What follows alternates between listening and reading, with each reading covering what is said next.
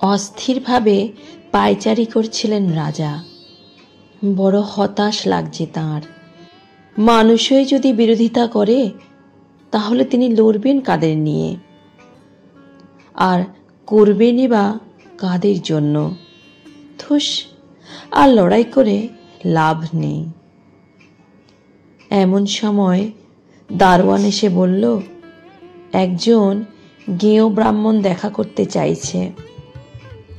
একটু বিরক্ত হয়ে তিনি বললেন, এখন আমার সময় নেই, বলে দে। দারোয়ান বলল, বলেছি, কিন্তু উনি যেতেই চাইছেন না। তখন রাজা বললেন, পাঠিয়ে দে। এক ব্রাহ্মণ ঘরে ঢুকলো, খাটো ধুতি, গায়ে নামাবলি, মাথায় টিকি। টিকি দেখলেই রাজার মাথাটা চাই গরম হয়ে। রুক্ষ স্বরে বললেন, কি চাই? ব্রাহ্মণ বলতে শুরু করলেন, আমি নদিয়ার মহাদেব ভট্টাচার্য।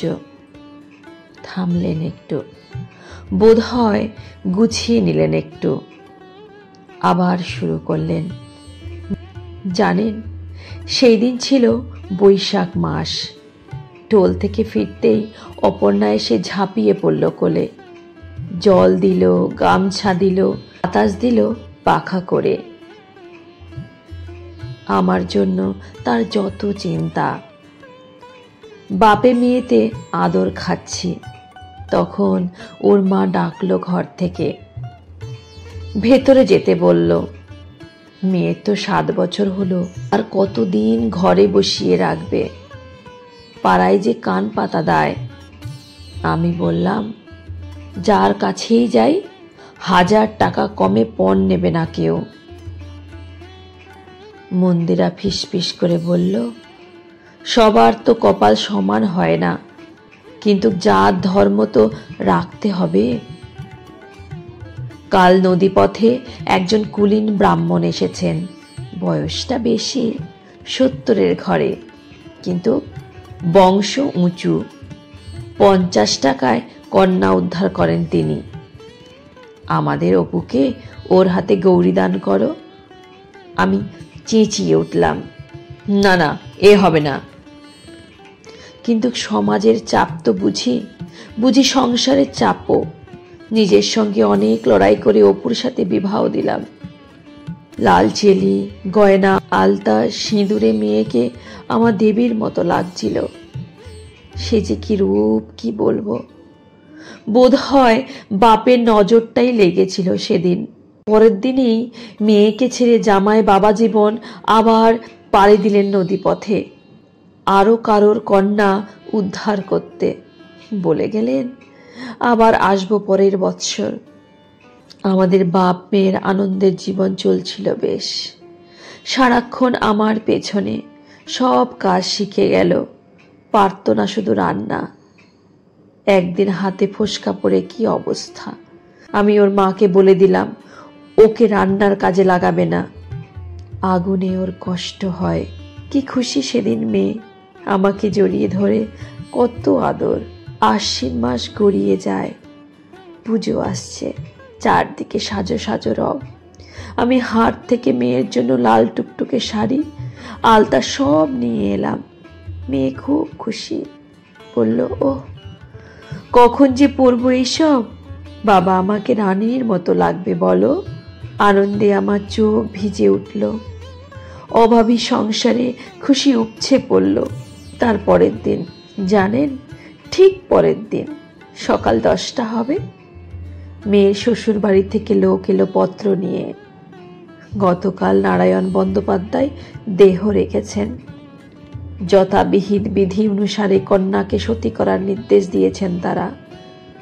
ভেবেছিলাম পত্র ছিঁড়ে ফেলব, কিন্তু পত্রবাহক গ্রামের মাতব্বরদের জানিয়ে এসেছেন আমার বাড়ি। কোনো উপায় ছিল না। রাজা বলে উঠলেন, তারপর মেয়েকে সাজালাম। নতুন লাল চেলির শাড়ি, গয়না, আলতা, সিঁদুরে মেয়ে সেদিন অপরূপা। গ্রামে উৎসব, ঢাক বাজছে। ওরা সবাই ওর মাথার সিঁদুর, ওর আলতা নিচ্ছে, আর ও নিজে কি খুশি সেজে গুজে। ওর পছন্দের দুধি মিষ্টান্ন এসেছে ঘর ভরে, জানেন, তার মধ্যেও ও সেসব আমাকে খাওয়াবে বলে ব্যস্ত। কথা বন্ধ হয়ে আসে ব্রাহ্মণের। চোখটা মুছে আবার শুরু করেন। খালি সে বুঝতে পারেনি উৎসবটা কিসের। এরপর খবর এলো নদীর তীরে চিতা সাজানো সমাপ্ত। সতী মাতাকে নিয়ে যাবার নির্দেশ দিয়েছেন কুলীন সমাজ। মেয়েকে কোলে নিয়ে চললাম। কাঁদিনি একটু, ওকে বুঝতে দিতে চাইনি কিছুই। চিতার পাশে সমস্ত আনুষ্ঠানিক কাজ মিটল। মেয়ে অবাক হয়ে দেখছিল সব। আগুন দেওয়া হলো চিতায়। দাউ দাউ করে জ্বলে উঠল চিতা। মেয়ে বলল, বাবা বাড়ি চলো, আগুনে আমার বড় ভয়। আমি বললাম, আমার গলাটা একবার ছাড় মা। কচি হাত দুটো গলাটা ছাড়তেই ছুঁড়ে দিলাম অগ্নিকুণ্ডে। আগুনের মধ্যে থেকে একটা রিনরিনে গলা পাওয়া গেল, বাবা। সেই ডাক আমি ভুলতে পারিনি। তারপর থেকে একদিনও রাত্রে ঘুম হয়নি। উঠতে বসতে খেতে শুতে শুধু একটা আওয়াজ, বাবা। আমি পারিনি তাকে বাঁচাতে। আপনি পারেন, পায়ে ধরি আপনার। মেয়েগুলোকে বাঁচান। কত মেয়ে গ্রাম ঘরে আপনার মুখ চেয়ে আছে। আছি আমরা, মেয়ের বাপ মারা, বলতে পারি না সমাজের ভয়ে, কিন্তু আপনি পারবেন। উঠে দাঁড়ালেন রাজা রামমোহন রায়। বললেন, আমায় আপনি শক্তি দিলেন, পারতে আমাকে হবেই। এখানে না হলে ব্রিটেনে যাব, প্রিভি কাউন্সিলে দরবার করব, কথা দিলাম আপনাকে।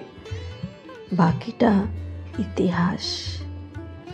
সেই যুগে দাঁড়িয়ে তাঁর সেই লড়াই কতটা কঠিন ছিল বলে বোঝানো যাবে না। কলকাতার রাজ পরিবার থেকে ভারতের পণ্ডিত সমাজ সকলে ছিল তাঁর বিরুদ্ধে। কম নিন্দা অপমান ঝড় বয়নি তাঁর উপর দিয়ে। কিন্তু বটবৃক্ষের মতো অটুট ছিলেন তিনি। রাজা রামমোহন রায়, ভারতের প্রথম আধুনিক মানুষ।